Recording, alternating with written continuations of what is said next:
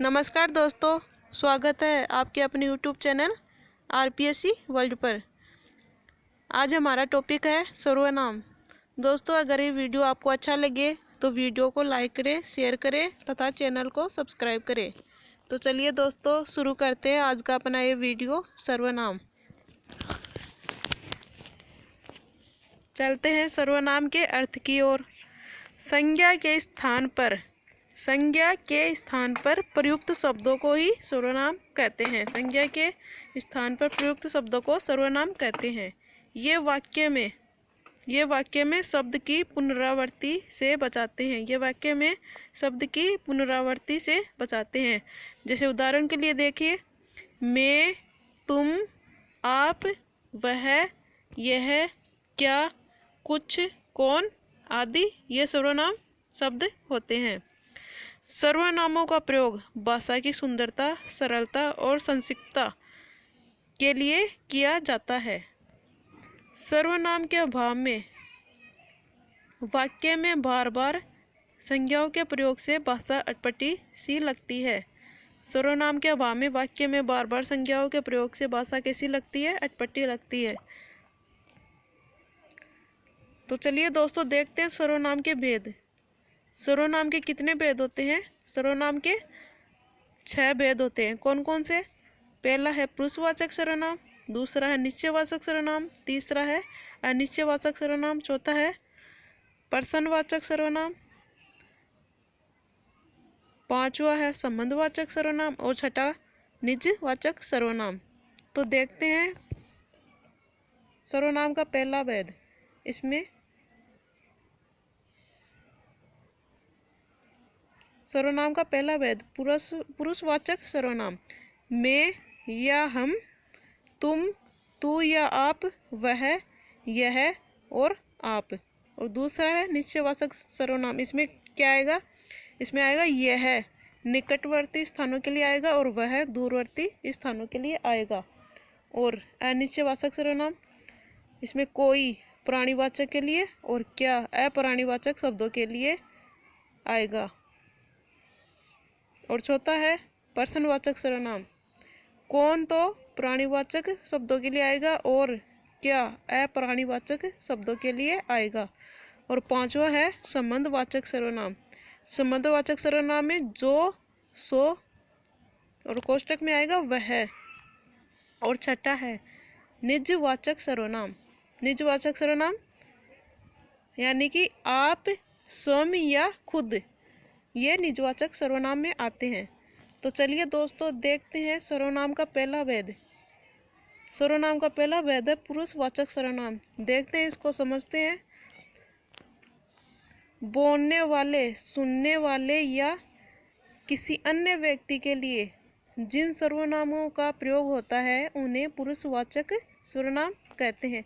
बोलने वाले, सुनने वाले या अन्य व्यक्ति के लिए जिन सर्वनामों का प्रयोग होता है उन्हें पुरुषवाचक सर्वनाम कहते हैं। ये 3 प्रकार के होते हैं। और पहला है उत्तम पुरुषवाचक सर्वनाम, दूसरा है मध्यम पुरुषवाचक सर्वनाम और तीसरा है अन्य पुरुषवाचक सर्वनाम।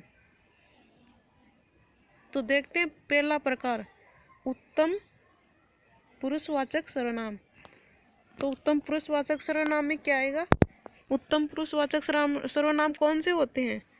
जैसे जिन सर्वनामों का प्रयोग बोलने वाला या लिखने वाला अपने लिए करता है उन्हें उत्तम पुरुषवाचक सर्वनाम कहते हैं। अपने लिए यानी मैं, मेरी, मैं, मेरी, हम, हमारे लिए, हमारे, मुझको, हमने, मैंने आदि अपने लिए ही उत्तम पुरुषवाचक सर्वनाम का प्रयोग किया जाता है। और मध्यम पुरुषवाचक सर्वनाम में क्या आएगा? इसका प्रयोग किसमें होता है? मध्यम पुरुषवाचक सर्वनाम में जिन सर्वनामों का प्रयोग बोलने वाला या लिखने वाला, सुनने वाला या पढ़ने वाले के लिए करता है, जिन सर्वनामों का प्रयोग बोलने वाला या लिखने वाला, सुनने वाला या पढ़ने वाले के लिए करता है उन्हें मध्यम पुरुषवाचक सर्वनाम कहते हैं। जैसे तू, तुम, आप, तुम्हारा, तुझको, आपने आदि ये मध्यम पुरुषवाचक सर्वनाम में आते हैं। और तीसरा प्रकार है अन्य पुरुषवाचक सर्वनाम। जिन सर्वनामों का प्रयोग वक्ता, बोलने वाला, अन्य किसी व्यक्ति के लिए करता है उन्हें अन्य पुरुषवाचक सर्वनाम कहते हैं। जैसे यह, वह, वे, उसे, उसकी, उन्होंने, उसने, उन्हें, उनका आदि। अन्य पुरुष यानी अलग ही कोई इंसान होता है, उस आदमी के लिए अन्य पुरुषवाचक सर्वनाम का प्रयोग किया जाता है। तो चलिए दोस्तों आगे चलते हैं।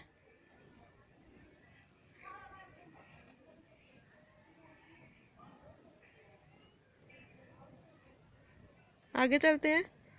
तू सर्वनाम का प्रयोग।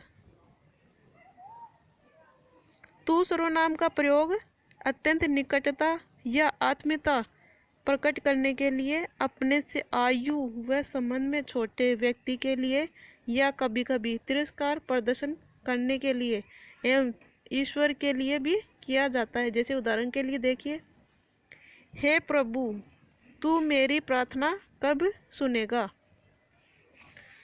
और दूसरा है, अरे नालायक, तू अब तक कहाँ था। और तीसरा है, माँ तू क्या कर रही थी। तो सर्वनाम का दूसरा भेद देखते हैं। सर्वनाम का दूसरा भेद है निश्चयवाचक सर्वनाम। तो देखते हैं इसकी परिभाषा। निश्चयवाचक सर्वनाम जिन सर्वनाम शब्दों से किसी दूरवर्ती या समीपवर्ती व्यक्तियों, प्राणियों, वस्तुओं और घटना, व्यापार का निश्चित बोध होता है, उन्हें निश्चयवाचक सर्वनाम कहते हैं। जो बात निश्चित रहती है, जिसके बारे में हम अच्छी तरह से जानते हैं।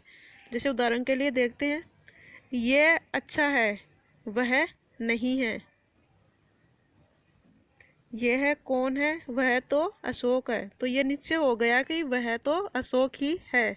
तो यह हो गया निश्चयवाचक सर्वनाम। और तीसरा उदाहरण देखिए, इस कलम को देखो, यह कितनी सुंदर है।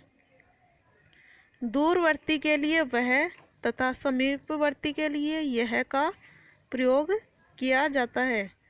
इस सर्वनाम को संकेतवाचक या निर्देशक सर्वनाम भी कहा जाता है।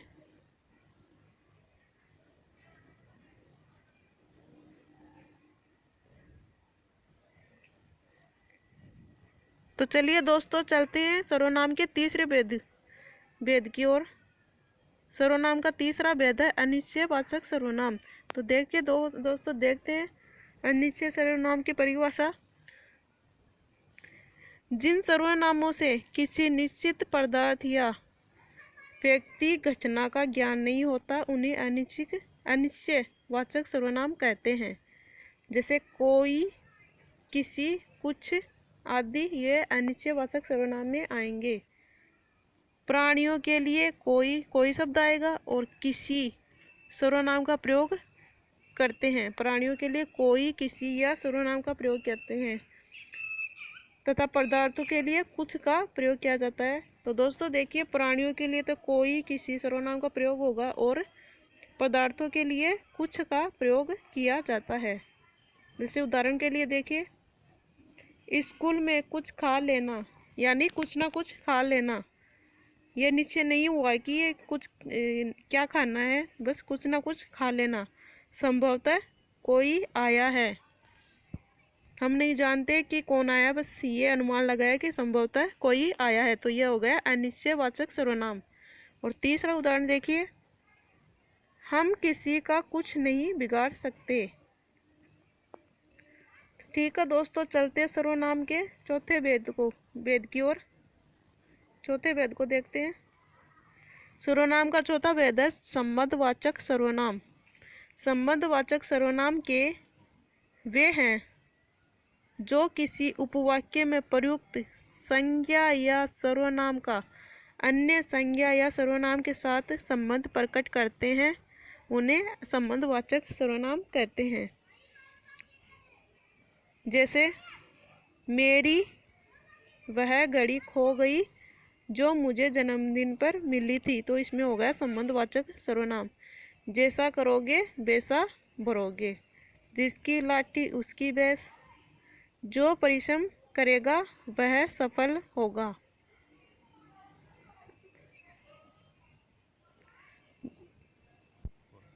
तो ठीक है दोस्तों, देखते हैं सर्वनाम का पांचवा भेद। पांचवा भेद कौन सा है?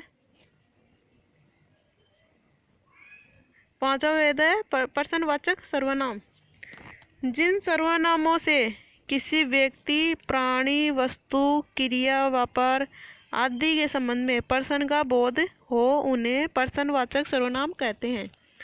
व्यक्ति या प्राणी के संबंध में प्रश्न करते समय कौन, किसे, किसने का प्रयोग किया जाता है, जबकि वस्तु या क्रिया, व्यापार के संबंध में प्रश्न करते समय क्या और कब आदि का प्रयोग किया जाता है।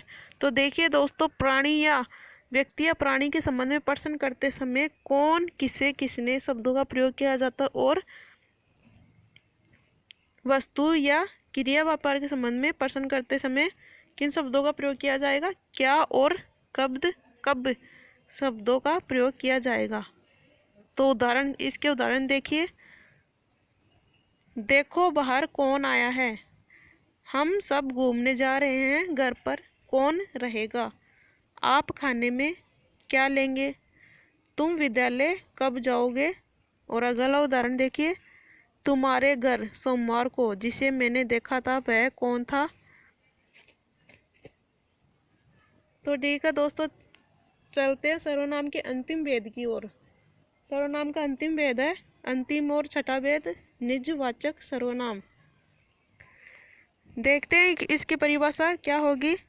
निजवाचक सर्वनाम वे हैं जिनका प्रयोग बोलने वाले द्वारा स्वयं अपने लिए किया जाता है, जैसे स्वयं, खुद, मैं, हम, हमारा आदि। निजवाचक सर्वनाम वे हैं जिनका प्रयोग बोलने वाले के द्वारा स्वयं अपने लिए किया जाता है, उन्हें निजवाचक सर्वनाम कहते हैं। तो इसके उदाहरण देखते हैं। इसके उदाहरण क्या क्या होंगे। पहला है हमें अपना कार्य स्वयं करना चाहिए। मैं अपना कंबल ले जा रहा हूँ। हम अपने देश के लिए बलिदान करने को तत्पर रहें। मैं स्वयं आ जाऊँगा। तो ठीक है दोस्तों, उम्मीद करते हैं आपको ये आज का टॉपिक सर्वनाम अच्छे से समझ में आया होगा। आज के वीडियो में इतना ही। मिलते हैं अगले वीडियो में सर्वनाम के अभ्यास प्रश्नों के साथ। तब तक के लिए जय हिंद, जय भारत।